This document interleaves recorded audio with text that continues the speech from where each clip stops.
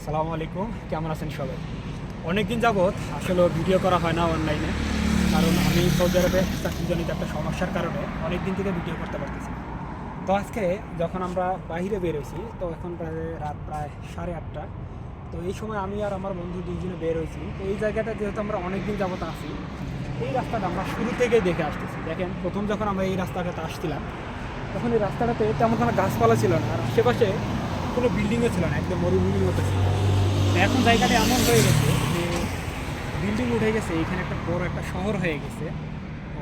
আর এই পাশে রাস্তাতে এত পরিমাণে গাছ জন্মাইছে। সবচেয়ে মজার একটা বিষয় হলো এই যে এই গাছটা, এরকম অনেকগুলো গাছ আছে এখানে। এটাই সেই গাছ যেটা কোরআনে বর্ণিত আছে, জয়তুন গাছ। এটাই হচ্ছে সেই জয়তুন গাছ। জয়তুন গাছের এই পাতাগুলো এত ভারী আর এত ঘন পাতা, মরুভূমিতে আসলে এই গাছগুলো হচ্ছে মরুভূমির প্রাণ বলা চলে। এই জয়তুন গাছ এবং এই খেজুর গাছগুলো হচ্ছে মরুভূমির প্রাণ।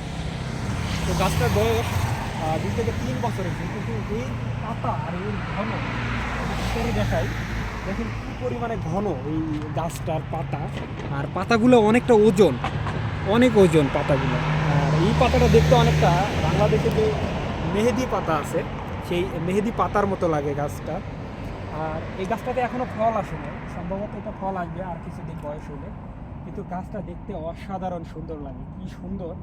মানে এই গাছটার আশেপাশে একদম ঠান্ডা বাতাস সবসময় থাকে। আর গাছটাতে দেখেন না কেন কী পরিমাণে পাতা, এটা দেখতে অসাধারণ লাগে। সৌদি আরবে এই ধরনের গাছগুলো সৌদি আরবের প্রাণী বলা চলে। সৌদি আরবে যেহেতু একটা গরমের দেশ, এই গরমের মধ্যে এই গাছগুলো অনেকটা শীতল লাগে। আর আশেপাশে দেখেন কত সুন্দর কাশফুলের গাছ এখানে আছে।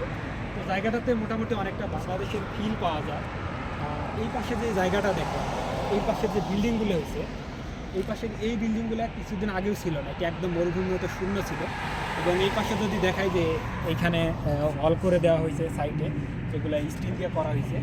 তো এটার পাশেও একটা বড় শহর হইতেছে, কিন্তু এই জায়গাটা কিছুদিন আগেও একদম খালি ছিল, একদম খালি ছিল। তো সৌদি আরবে এখন খালি জায়গা খুব কমই পাওয়া যাবে, মনে হয়তো আর 8-10 বছর গেলে সৌদি আরবে থাকা কোনো জায়গা থাকবে না।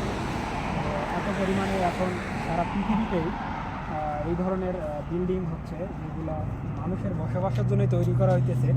পৃথিবীর জনসংখ্যা বৃদ্ধির কারণে এগুলো হইতেছে। সুন্দর পরিবেশগুলো আস্তে আস্তে কেমন জানি অসুন্দর হয়ে যাচ্ছে। সৌদি আরবের মরুভূমি আপনাদের আমি অন্য একটা ভিডিওতে অবশ্যই দেখাবো। সৌদি আরবের মরুভূমিতে যাব। তো এখন চলতেছে শীতকাল, তাপমাত্রা প্রায় -4 থেকে 5 ডিগ্রি চলে রাত্রে, প্রচণ্ড শীত। তো এই রাস্তাটা দেখেন কত শীত, একদম একটা বাংলাদেশের ফিল পাওয়া যায়।